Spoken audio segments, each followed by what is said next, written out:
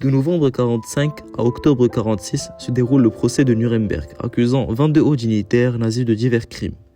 C'est la première fois qu'un pays est jugé pour ses actes par d'autres, laissant apercevoir un nouvel ordre mondial. Mais qu'en est-il réellement ? Avec mes deux camarades, nous allons vous présenter le déroulement et le contexte du procès de Nuremberg. Les raisons du procès de Nuremberg remontent à l'essence même du conflit de la Seconde Guerre mondiale. L'Allemagne nazie, de par son bellicisme exacerbé, entraîne l'Europe et le monde dans le conflit le plus sanglant à ce jour. Si les pertes humaines et matérielles furent nombreuses, le monde en sort même traumatisé, martyrisé et annihilé par un conflit qui ne pouvait tenir. Appauvri et exténué, celui-ci ne pouvait complètement se relever d'un tel conflit. Tensions exacerbées dans plusieurs coins du monde, pertes immenses de civils, destruction totale et partielle de villes, voies de communication brouillées. Le monde n'est plus le même, il est défiguré, notamment par le fait que les pertes civiles sont supérieures à celles militaires. C'est la préparation d'une volonté d'anéantissement de populations à cause de caractère physique. C'est un génocide industriel qui, avec des coups de feu, des arrestations continues, des coups de fusil et des chambres à gaz, tuera plus de 6 millions de personnes. Ces atrocités ne devraient rester sans conséquences. Cela constitue en première motivation à un procès contre la folie hitlérienne. Si la fougue nazie fut stoppée net en 1945, il n'en demeure pas moins que leurs actions restent gravées dans le marbre. Il apparut alors légitime de faire répondre l'Allemagne nazie de ses actes. Ce sont ainsi 22 hauts dignitaires allemands qui sont désignés coupables.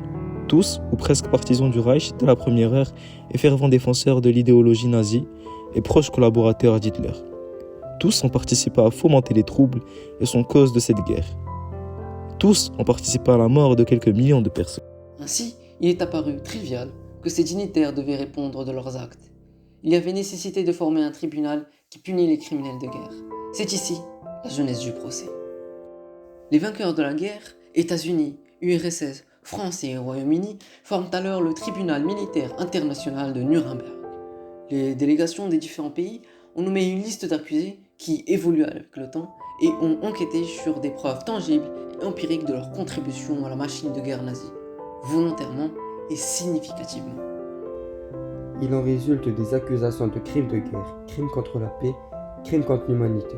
Celles-ci seront étayées par des témoignages, des documents écrits et des films. Ainsi, la justice internationale prend le rôle de véritable enquêteur qui se veut impartial en justifiant des accusations avec des faits. Durant le procès, divers chefs d'accusation, tous justifiés, furent traités.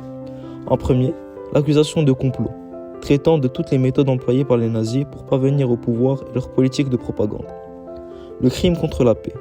Au-delà du déclenchement de la guerre, c'est le non-respect des pactes en vigueur concernant la guerre. Crime de guerre et crime contre l'humanité. Ce dernier terme étant une innovation créée pour l'occasion en faisant référence au traitement horrible de prisonniers et des massacres et génocides perpétrés. Finalement, le verdict se constitue de diverses sentences, telles que la condamnation à mort de 12 individus. La prison a également été une solution. 4 individus subissent une peine de 10 à 20 ans, tandis que 3 d'entre eux connurent la perpétuité. Enfin, 3 autres furent acquittés.